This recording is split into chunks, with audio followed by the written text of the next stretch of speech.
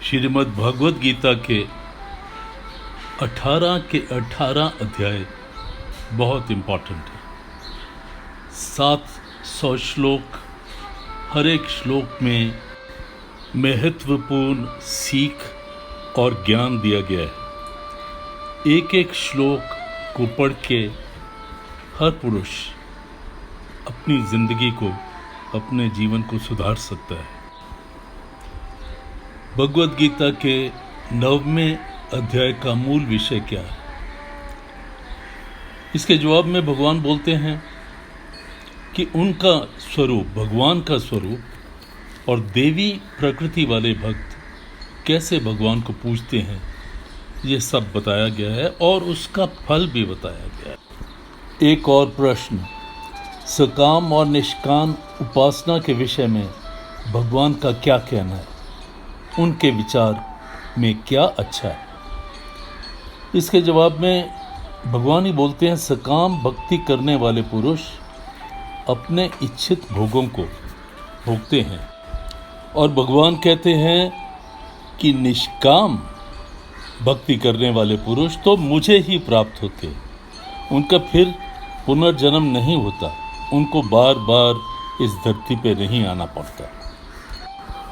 अब 9वें अध्याय के 34 श्लोकों का हिंदी अनुवाद श्लोक 1 से शुरू करते हैं।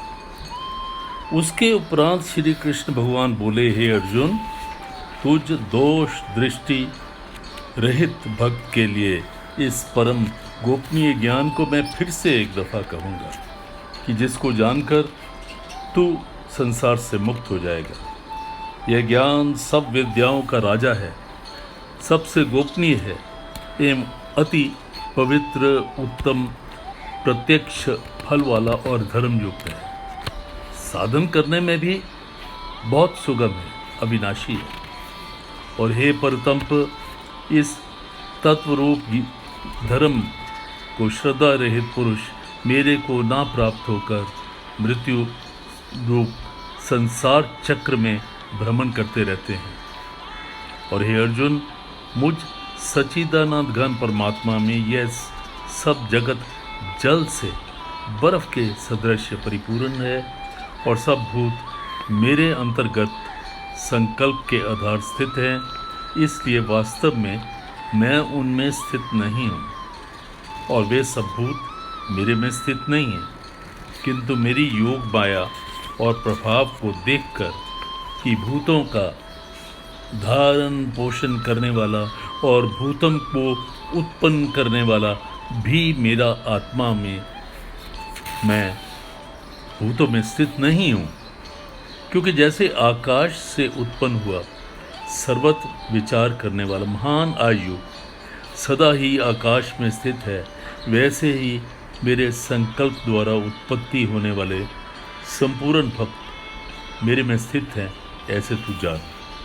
हे अर्जुन, कल्प के अंत में सब भूत मेरी प्रकृति को प्राप्त होते हैं, अर्थात प्रकृति में लय हो जाते और कल्प के आदि में मैं उनको फिर रचता हूँ। कैसे कि अपनी त्रिगुणमयी माया को अंगीकार करके स्वभाव के वश परतंप हुए इन संपूर्ण भूत प्राणियों को, इनके समुदाय को बारंबार उनके कर्मों के अनुसार रचता हूँ। हे अर्जुन, उन कर्मों में आसक्ति रहित और उदासीन सदृश स्थित हुए मुझ परमात्मा को वे कर्म नहीं बांधते। और हे अर्जुन, मुझ अधिष्ठाता के सकाश में यह मेरी माया चराचर स्थित सर्व जगत को रचती है और इसके ऊपर कहे हुए हेतु के अनुसार यह संसार आवागमन रूप चक्र में घूमता है। ऐसे होने पर भी संपूर्ण भूतों के महान ईश्वर रूप मेरे परम भाव को ना जानने वाले मूढ़ लोग मनुष्यों का शरीर धारण करने वाले मुझ परमात्मा को तुच्छ समझते हैं, अर्थात अपनी योग माया से संसार का उद्धार करने के लिए मनुष्य रूप में विचरते हुए को साधारण मनुष्य ही मानते हैं। जो कि वृथा आशा, वृथा कर्म और वृथा ज्ञान वाले अज्ञानी जन राक्षसों के और असुरों के जैसे मोहित करने वाले तामसी स्वभाव को ही धारण किए हुए हैं। परंतु हे कुंती पुत्र, दैवी प्रकृति के आश्रित हुए जो महात्मा जन हैं, वे तो मेरे को सब भूतों का सनातन कारण और नाश्रित अक्षर स्वरूप जानकर अनन्य मन से युक्त हुए निरंतर भजते हैं। और वे दृढ़ निश्चय वाले भक्तजन निरंतर मेरे नाम और गुणों का कीर्तन करते हुए मेरी प्रकृति, मेरे को प्राप्त होने के लिए यत्न करते हुए, मेरे को बारंबार प्रणाम करते हुए, सदा मेरे ध्यान में युक्त हुए अनन्य भक्ति से मुझे उपासते हैं। उनमें कोई तो मुझ विराट स्वरूप परमात्मा को ज्ञान यज्ञ के द्वारा पूजन करते हैं और एकत्व भाव से, अर्थात जो कुछ है वह सब वसुदेव ही है, इस भाव से उपासते हैं। और दूसरे पृथक भाव वाले, अर्थात स्वामी सेवक भाव से कोई कोई बहुत प्रकार से भी उपासते हैं। किंतु की ऋतु अर्थात श्रौत करब मैं हूँ, यज्ञ अर्थात पंचम आय यज्ञ आदि स्मार्ट कर्म मैं हूँ, स्वधा अर्थात पितरों के निमित्त दिया जाने वाला अन्न मैं हूँ, औषधि अर्थात सब वनस्पतियों में मैं हूँ, एम मंत्र मैं हूँ, घृत मैं हूँ, अग्नि मैं हूँ और हवन रूप क्रिया भी मैं ही हूँ। और हे अर्जुन, मैं ही इस संपूर्ण जगत का दाता अर्थात धारण पोषण करने वाला एवं कर्मों के फल को देने वाला तथा पिता, माता और पितामह हूँ और जानने योग्य पवित्र ओंकार और ऋग्वेद, सामवेद और यजुर्वेद भी मैं ही हूँ। और हे अर्जुन, प्राप्त होने योग्य तथा भरण पोषण करने वाला, सबका स्वामी, शुभाशुभ का देखने वाला, सबको वासस्थान और शरण लेने योग्य तथा प्रति उपकार न चाहकर हित चाहने वाला और उत्पत्ति प्रलय रूप तथा सब प्रकार का आधार, निधार और अविनाशी कारण भी मैं ही हूँ। और मैं ही सूर्य रूप हुआ तपता हूँ तथा वर्षा में आकर्षण करता हूँ और वर्षाता हूँ। और हे अर्जुन, मैं ही अमृत और मृत्यु एवं सत और असत भी मैं ही हूँ।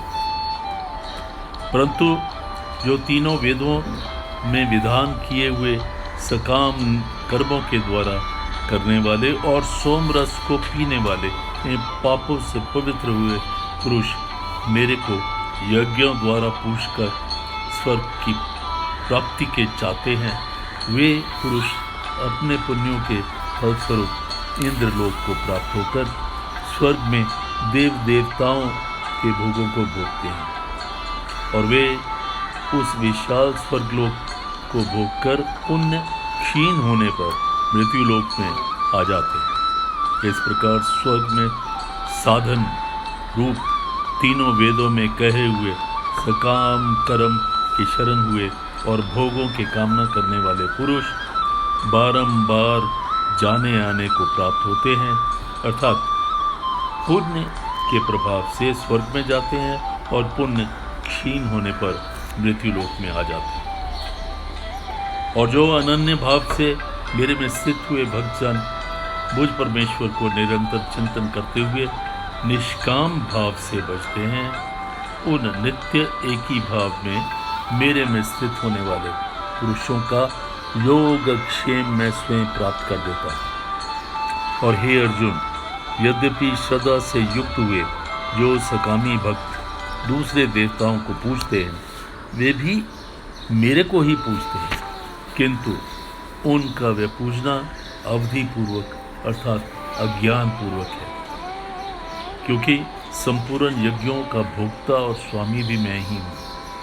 परंतु वे मुझ अधियज्ञ स्वरूप परमेश्वर को तत्व से नहीं जानते हैं, इससे गिरते हैं अर्थात पुनर्जन्म को प्राप्त होते हैं। कारण कि यह नियम है कि देवताओं को पूजने वाले देवताओं को प्राप्त होते हैं, पितरों को पूजने वाले पितरों को प्राप्त होते हैं, भूतों को पूजने वाले भूतों को प्राप्त होते हैं, और मेरे भक्त मेरे को ही प्राप्त होते हैं। तथा हे अर्जुन, मेरे पूजन में यह सुगमता भी है कि पत्र, पुष्प, फल, जल आदि से जो कुछ भक्त मेरे लिए प्रेम के द्वारा अर्पण करता है, उस शुद्ध बुद्धि निष्काम प्रेमी भक्त का प्रेम पूर्वक अर्पण किया हुआ वह पत्र पुष्प आदि मैं सगुण रूप से प्रकट होकर प्रीति पूर्वक खाता हूँ। इसलिए हे अर्जुन, तू जो कुछ कर्म करता है, जो कुछ खाता है, जो कुछ हवन करता है, जो कुछ दान देता है, जो कुछ स्वधर्म आचरण तप करता है, वह सब मेरे को ही अर्पण कर। इस प्रकार कर्मों को मेरे अर्पण करने से संन्यास योग से युक्त हुआ मन वाला तू शुभाशुभ फल रूप कर्म बंधन से मुक्त हो जाएगा, और उनसे मुक्त होकर तू मेरे को ही प्राप्त होगा। यद्यपि मैं सब भूतों में समभाव से व्यापक हूँ, ना मेरा कोई अप्रिय है और ना ही मेरा कोई प्रिय है, परंतु जो भक्त मेरे को प्रेम से भजते हैं वे मेरे में और मैं उनमें प्रत्यक्ष प्रकट हूँ। तथा और भी मेरी भक्ति का प्रभाव सुन। यदि कोई अतिशय दुराचारी भी अनन्य भाव से मेरा भक्त हुआ मेरे को निरंतर भजता है, वह साधु ही मानने के योग्य है, क्योंकि वह यथार्थ निश्चय वाला अर्थात उनसे भली प्रकार से निश्चय किया हुआ कर लेने वाला कि परमेश्वर के भजन के समान अन्य कुछ भी नहीं है, ऐसा सोचता हुआ वो इंसान, इसलिए वह शीघ्र ही धर्मात्मा हो जाता है और सदा रहने वाले परम शांति को प्राप्त होता है। और हे अर्जुन, तू निश्चय पूर्वक सत्य जानकर कि मेरा भक्त नष्ट नहीं होता, क्योंकि हे अर्जुन, स्त्री, वैश्य और शूद्र आदि भी तथा पाप योनियों में जो भी कोई हुए वे भी मेरे शरण में होकर परम गति को ही प्राप्त होते हैं। फिर क्या कहना है, पुण्यशील ब्राह्मण जन तथा राजश्री भक्त जन परम गति को प्राप्त होते हैं। इसलिए तू सुख रहित और क्षण भंगुर इस मनुष्य शरीर को प्राप्त होकर निरंतर मेरा ही भजन कर, अर्थात मनुष्य शरीर बड़ा दुर्लभ है, परंतु है नाशवान और सुख रहित। इसलिए काल का भरोसा न करके और अज्ञान के स्वरूप भासने वाले विषय भोगों में न फंसकर निरंतर मेरा ही भजन कर। केवल मुझ सच्चिदानंद घन वासुदेव परमात्मा में ही अनन्य प्रेम से नित्य निरंतर अचल मन वाला हो, और मुझ परमेश्वर को ही श्रद्धा प्रेम सहित निष्काम भाव से नाम गुण और प्रभाव के श्रवण कीर्तन मनन पठन पाठन निरंतर भजने वाला, और तू मेरा शंख चक्र गदा पद्म किरीट कुंडलिक भूषण युक्त पीतांबर वनमाला और कौस्तुभ मणि वाला विष्णु का मन वाणी और शरीर के सर्वत्र अर्पण करके अतिशय श्रद्धा भक्त और प्रेम से विहलता हुआ पूर्वक पूजन करने वाला हो, और मुझ सर्वशक्तिमान विभूति बल ऐश्वर्य माधुर्य गंभीरता उदारता वात्सल्य और सुहृदता आदि गुणों को संपन्न सबके आश्रय रूप वसुदेव को विनय भाव पूर्वक भक्ति सहित साष्टांग दंडवत प्रणाम कर इस प्रकार मेरी शरण में हुआ तू आत्मा को मेरे में एक ही भाव करके मेरे को ही प्राप्त होगा। ओम तत्सदिति। श्रीमद् भगवत गीता सुपनिषत्सु ब्रह्म विद्या योग शास्त्रे श्री कृष्ण अर्जुन संवादे राज विद्या योगो राम 9वां अध्याय। हरिओम तत्सत। हरिओम तत्सत। हरिओम तत्सत।